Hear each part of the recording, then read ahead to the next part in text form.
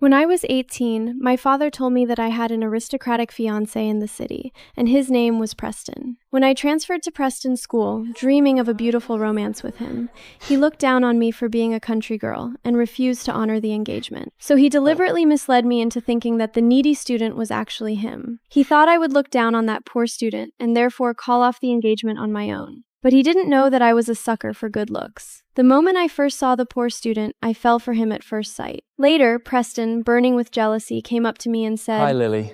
I am the real Preston." My dad told me I had a fiancé up in Newhaven. His name was Preston. Junior year, Dad arranged a transfer. He moved me straight into Preston's class at St. Clair's Academy. The Clair family was old money, generations deep. Dad was scared they'd look down on me, so he packed me off with all kinds of nice things to make a good impression. But when my train pulled in, not a single person from the Clair family was there to meet me. I got to school and ran into a helpful classmate. He spotted the photo in my hand and offered to show me the way. "You're looking for Preston? He's in Junior 11B. I know him. I'll take you." He lifted his hand and pointed. I followed his finger.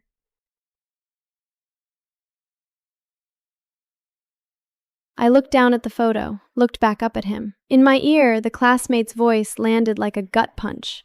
"You don't know? The Clair family went bankrupt 2 years ago. Preston's financial aid now. Works after school every day.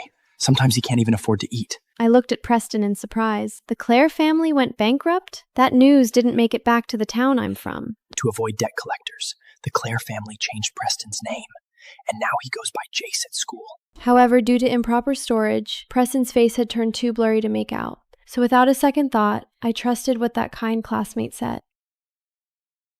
I walked into the classroom. "This is Lily. She's just transferred in. Everyone say hi." The teacher pointed to an empty seat in the back. "Lily, you can sit there for now." I looked up. It was right next to Preston. Oh no, he's not called Preston now. He's Jece. From the moment I walked in to the moment I sat down, he never once looked up. My seat was past his, so I had to squeeze behind him.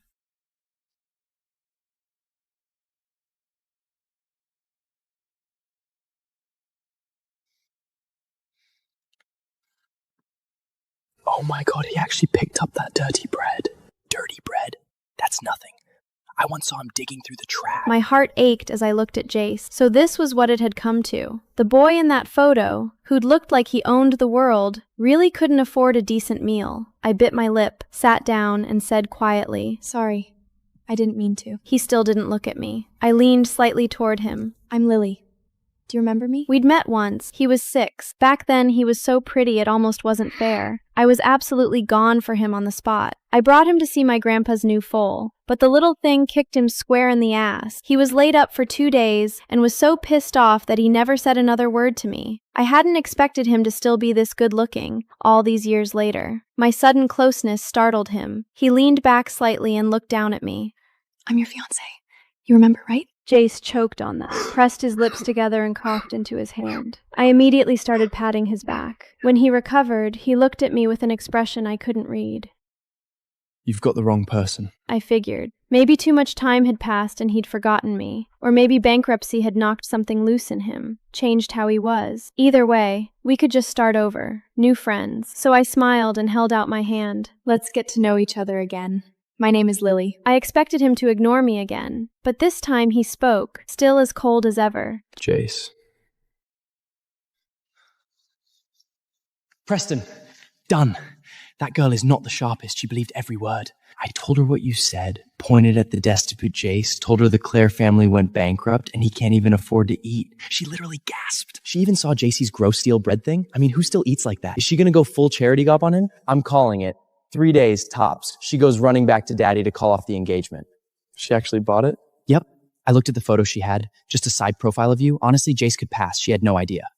Oh, and I told her that after the bankruptcy, you changed your name to dodge debt collectors. She definitely believed that too. Nouveau riche from out of town. What decade is she living in, showing up to collect on a childhood betrothal? Right? The Clair name goes back generations. Even when you guys do an arranged marriage, it's supposed to be with someone at the same level. Brother married into that real estate empire. How'd you end up promised to some girl from a Vermont farm? I know. My mom's been losing her mind over this for days. Hunger strikes the whole thing, trying to force my dad to cancel it. But you know how my dad is. He does whatever grandfather says. And grandfather's all honor and old promises and war buddies and whatever. Anyway, I actually think your fiancé is... That girl's actually pretty cute. I snuck a photo. You want to see? Maybe you'd be into it? Preston made a contemptuous sound. Something wrong with you? You know my standards? You think I'm going to fall for some girl from a town with one stoplight? She's genuinely pretty, though. Prettier than the most popular girl Jane at school. I didn't know any of that. Right then, all I could see was Jece. I spent the whole day trying to find excuses to talk to him. He responded maybe once out of 10 times. Sometimes it seemed like he straight up didn't hear me. But I had always been a talker, inherited it from my dad, who could monologue at a cow for an entire afternoon without stopping. Hey, what's the best food around here? It's my first day, I don't know anything. Are you a daily student or do you board?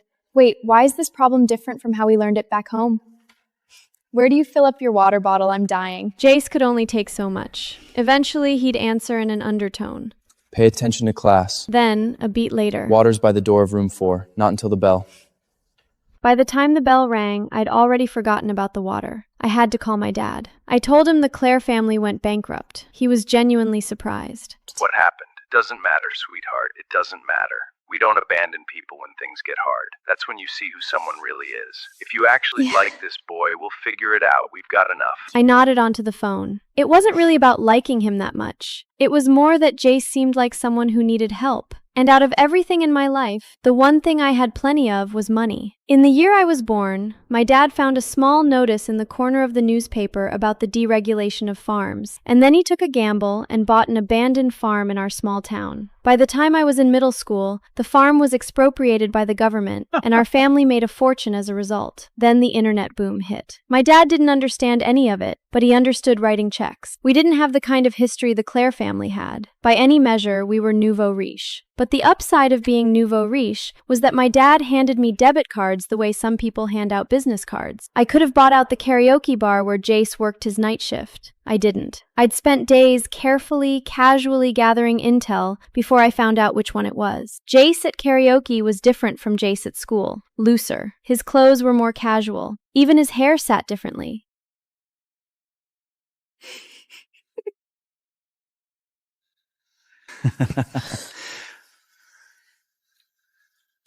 Hi, pretty girl. Are you legal? How about a drink with me? And he poured red wine directly onto my chest. I screamed. $300? Is that enough to buy you for the night? He said, trying to stuff the banknotes into my wine-stained chest. Don't hit me. I just had too much to drink. Apologize to her.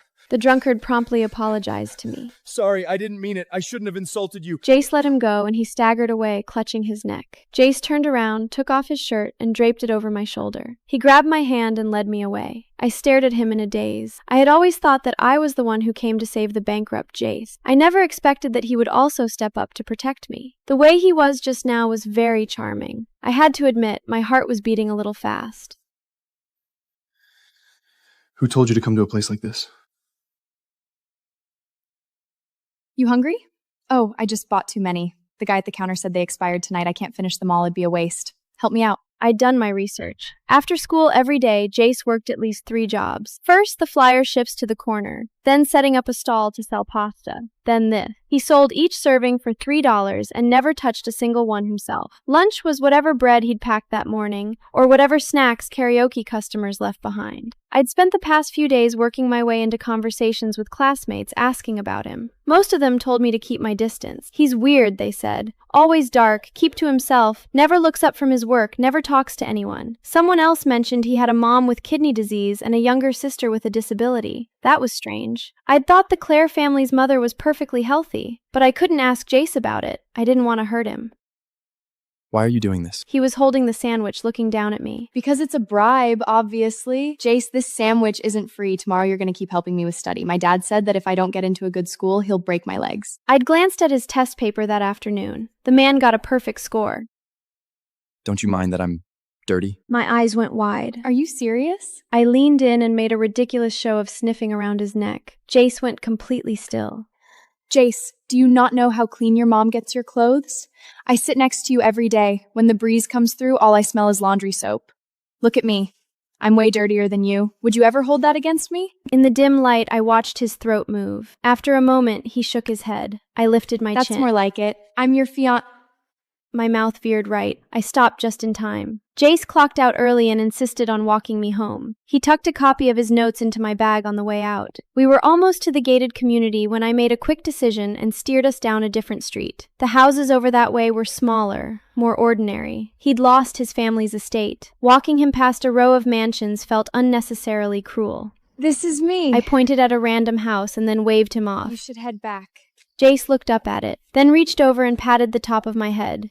See you tomorrow, seatmate. When he said it, something in his face was different, less like a closed door. He almost looked bright. The second he turned the corner, I sprinted toward the nearby luxury villa area. I was moving fast, just about to round the corner toward my building when I nearly crashed into someone. His face was flushed. His breathing was off. He'd had a lot to drink. Don't make a sound. Behind him, two girls came around the corner. The blonde one was complaining.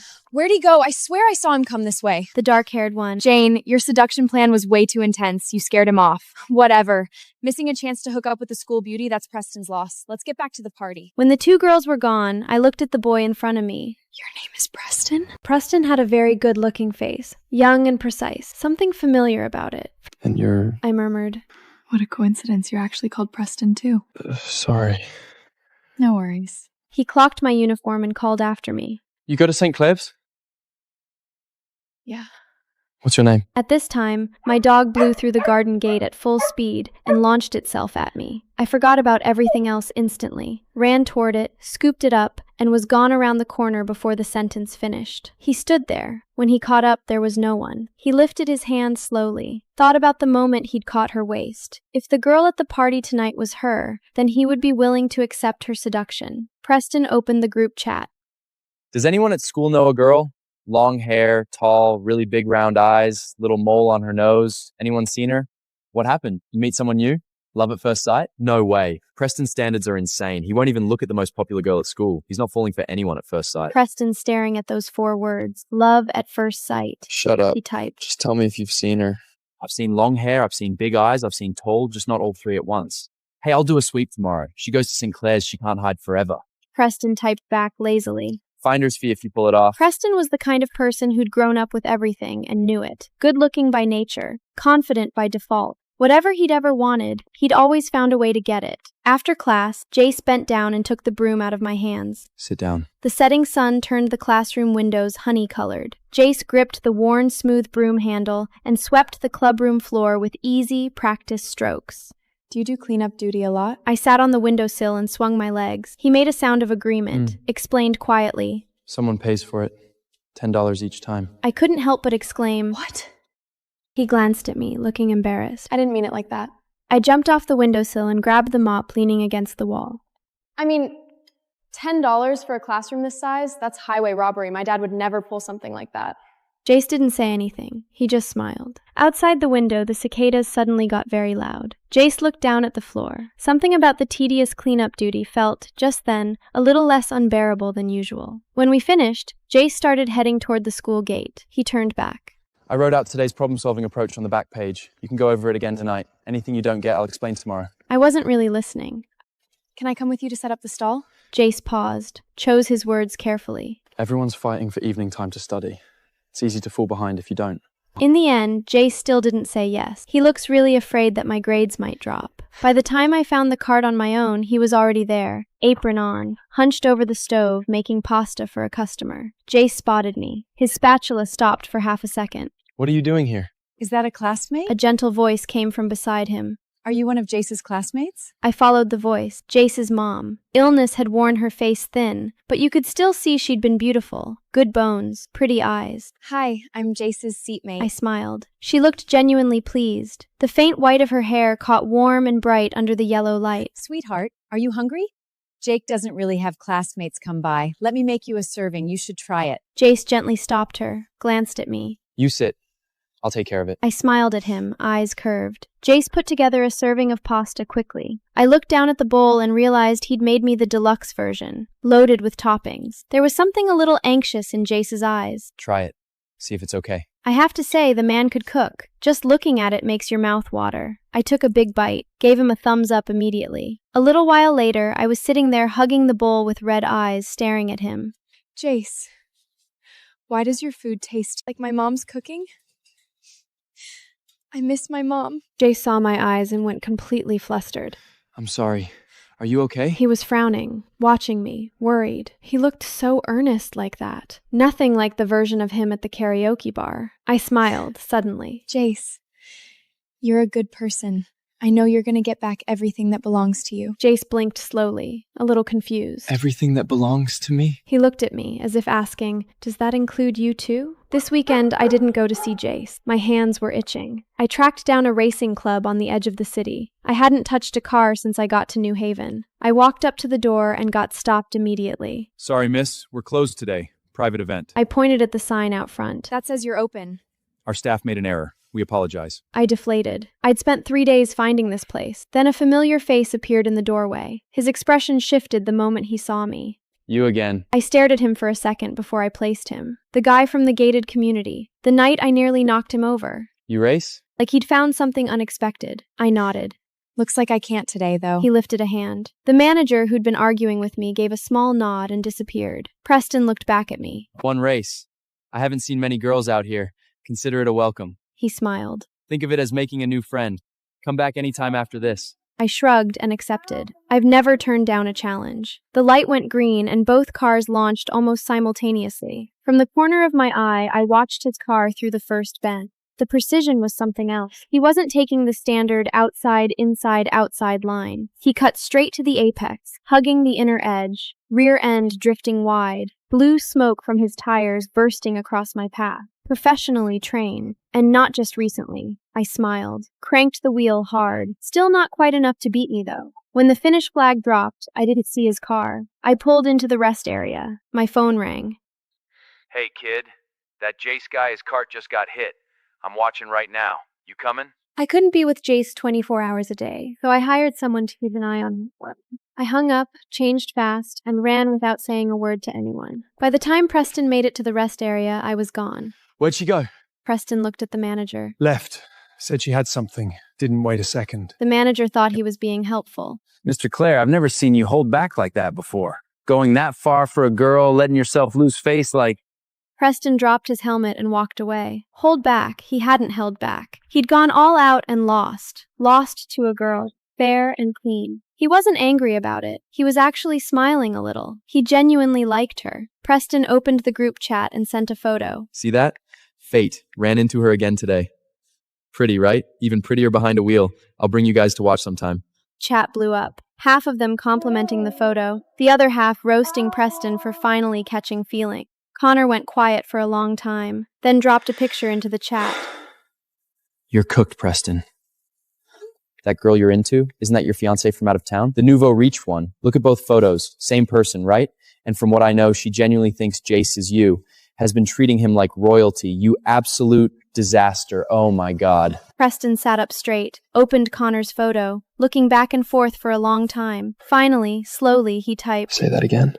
By the time I got to Jace's cart, he was on the ground, blood at the corner of his mouth. I already knew the story. His dad had died, leaving a pile of gambling debts. The guys who were owed money showed up at their house, ate their food, slept on their couch when there was nothing to take. Sometimes they came to school, walked up in front of everyone and told Jece to pay up. Technically, the debt wasn't Jace's. His dad made it, not him. So the collectors had to work differently. Threats, intimidation, wearing him down until he just handed something over to make them stop.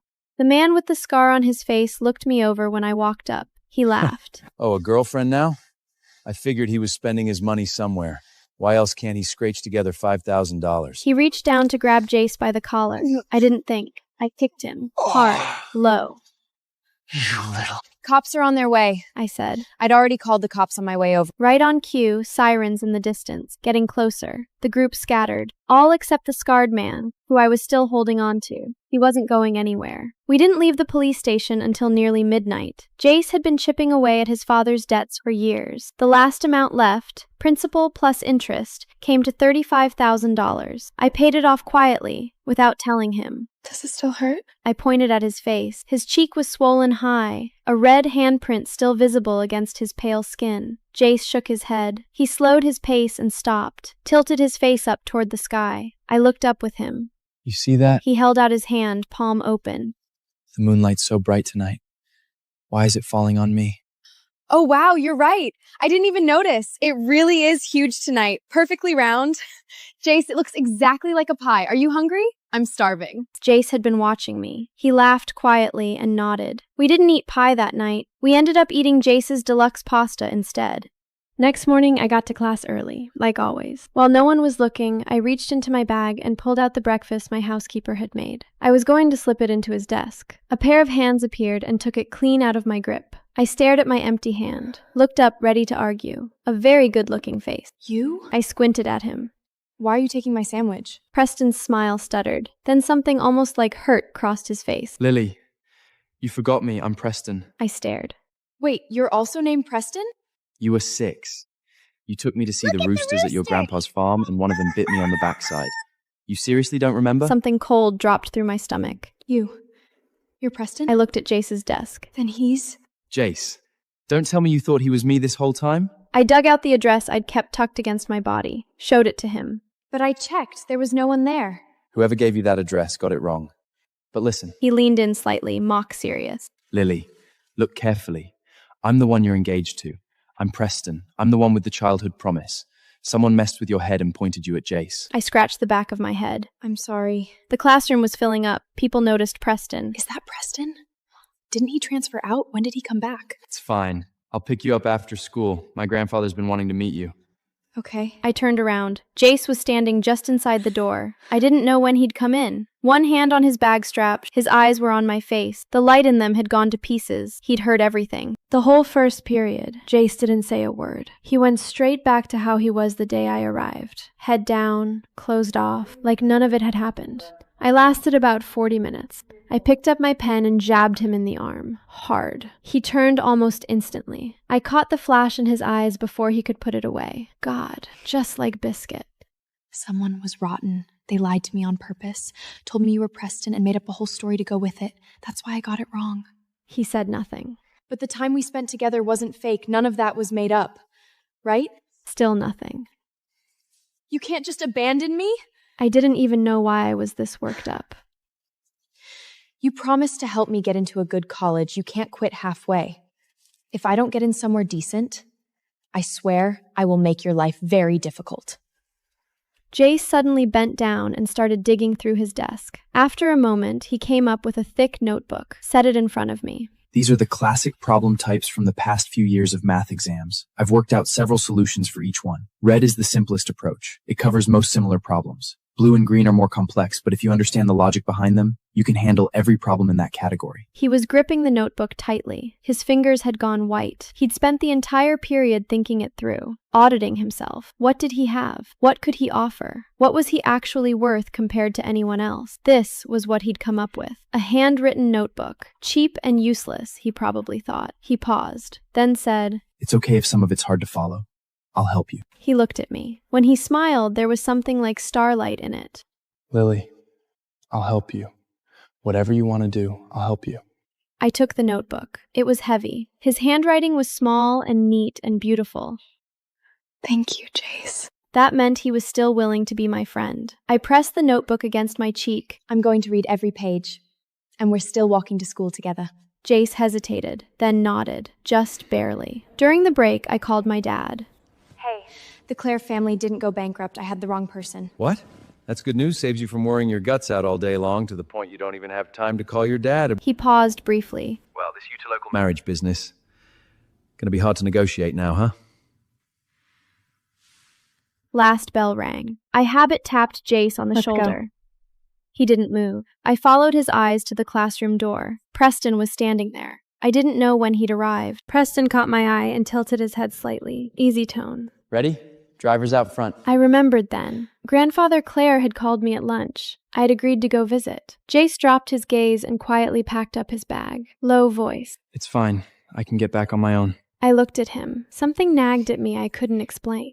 I thought about the day I found Biscuit, the rain coming down hard, a puppy only a few months old, soaking wet, left on the side of the road. I pushed the feeling down and followed Preston out. The Clare estate was enormous, old and quiet and heavy in a way my family's house would never be. Grandfather Clare lit up when he saw me, asked 100 questions. Preston's mother did not light up. She looked at me like I'd tracked something in. On the ride back, Preston said, Don't take it personally. That's just how she is. She'll come around once you spend more time together. I wasn't bothered. I wasn't marrying his mother. One more thing. Jece, keep your distance. I came back. Sorry, what? He stopped himself. It looked like he was weighing something. Then Never mind. Just remember what I said. I was annoyed. I didn't say anything. After that, the whole school said Preston was chasing me. He didn't try to be subtle about it. Within days, everyone knew about the engagement. Chasing his own fiancé. That's actually kind of romantic. I thought he couldn't stand her. Turns out he's completely gone for her. I heard she thought Jece was Preston, was treating him like everything for a whole week. Right? Jace's luck is unreal. A girl that pretty basically running after him, and she had the wrong guy the whole time. Fake goods.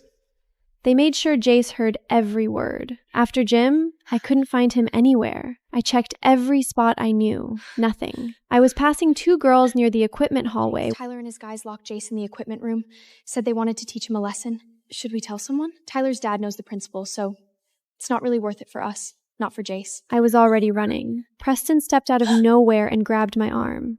You said you'd bring me water after the game. I waited the whole time. I pulled free. I'm sorry, something came up. You're going to find Jake again. His voice tightened. Lily, the only reason he ever got to talk to you is because of my mistake. Don't forget that. Preston, maybe it started as a mistake. But the person I've spent time with is Jece, not you. I know the difference. What do you even... I was already gone. The equipment room was under the stadium bleachers. Once that door shut, it was pitch black inside. Tyler's group was still there when I arrived. Lucky. I grabbed him by the collar. Key. Now, or I'll beat your face in. Tyler's family had some pull around town. His dad had connections with the principal, and he'd been trading on it for years. He went red in the face. Let go of me! Lily, who do you think you are? You think you'd actually hit me? I didn't hesitate. I just did, didn't I? Stop wasting my time. Key. Out. Now. Scarface hadn't been able to take me down. These soft, overfed high school boys had no chance. Jece? I shoved the door open and called out. Light cut into the dark. I spotted him instantly, on the floor, drenched in sweat. Through the messy hair falling across his face, his eyes opened slowly and found mine. This wasn't the first time. Tyler and his group had been at this for months. Different reasons each time, same result. It was jealousy. Plain and ugly and relentless. Jece had good grades. Jece was good looking. Jece, with nothing, still couldn't be dismissed. Girls still left notes in his locker. He turned every single one down. It didn't help. It made it worse. Tyler's crew had a problem with what that meant. Someone with no money, no name, no family behind him, who still somehow couldn't be written off. So they wrote him off the old-fashioned way. The rumors had come before I arrived. Jece had stopped helping a kid who'd fallen near the school gate. He was almost late. The kid's mother had pulled up in a Bentley and driven him to the entrance so he wouldn't miss first bell. By lunch, a rich older woman was keeping him. By the end of the day, the story had specifics, ugly ones. The woman came to school herself, brought traffic footage, cleared his name in person. The school's response to Tyler's group was nothing. No announcement, no real consequence. Sonny, He grabbed my sleeve. you don't have to do this. I didn't stop. He was taller than me, but I had his arm and I wasn't letting go. He felt the anger coming off me, went quiet, bent himself to my pace without a word. I'd had someone record my confrontation with Tyler outside the equipment room. His own words, on camera. Nothing Lily, to what's take this back. about? I made it loud, made it impossible to quietly bury. Made it clear that I if said this to nothing was myself. done, the video If was nothing going is to done, it's going Instagram on that Instagram night. tonight. When Jece and I walked out of the principal's office, I felt completely clean. I turned back to Jece and found he'd been watching me the whole time. The look in his eyes was so full of admiration. I straightened up immediately and fake coughed a couple of times. Don't forget to help me write my disciplinary statement. The video caught me hitting Tyler. The school would definitely make me write one. Jece smiled. Okay. Both families were unhappy with the engagement. It dissolved quickly. After that, Preston acted like nothing happened, kept showing up easy and calm over the next few days, like that hallway exchange had never occurred. I figured I should clear the air. I was working up to it. Then a message came in from a friend in Europe, a video attached. I hit play.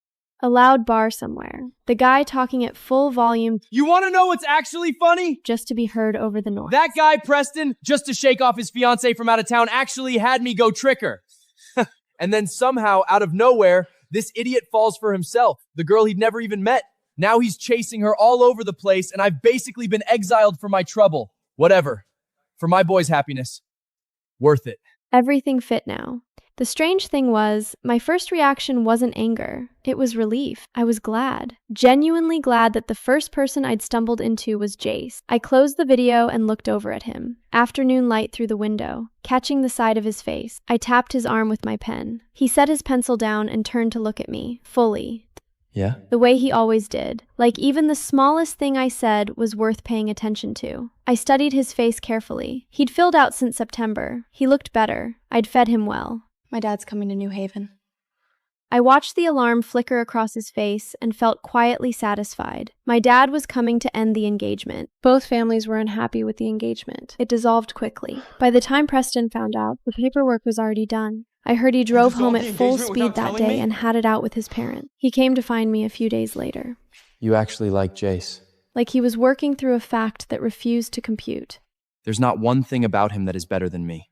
Does he know what your bag costs? What are you even getting out of this? You and I make sense. Jece is not our world. He said all of it calmly, no cruelty in it, just a man presenting evidence. I looked at him. I thought you were going to apologize. Something moved across his face. It was a misunderstanding. I didn't mean for it to go that far. He couldn't do it. I understood then. It just wasn't something he was built for. Or maybe he didn't think it was necessary. My forgiveness wasn't something he'd calculated as mattering. I kept my voice even. I have money, a lot of it. I can buy whatever bag I want on my own.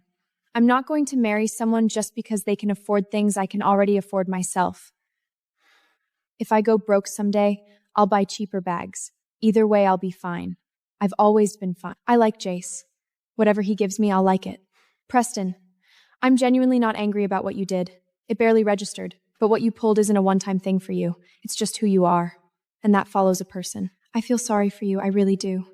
Lily. I turned and walked away. He reached out. My hair slipped through his fingers. He stood there and watched me go. He didn't come after me again. In the hallways, I'd sometimes see him with someone new beside him. For example, Jane, or other pretty girls. People said those girls all looked a little like me from certain angles. Eventually, I heard he left for university in Europe after graduation. The year Jece sat his SATs, he got into Harvard. I followed his lead and got into a good school of my own. It was only then that I learned Jece had once thought about dropping out, just a few days before I arrived. Fortunately, I changed his fate, and he changed mine. We became each other's salvation.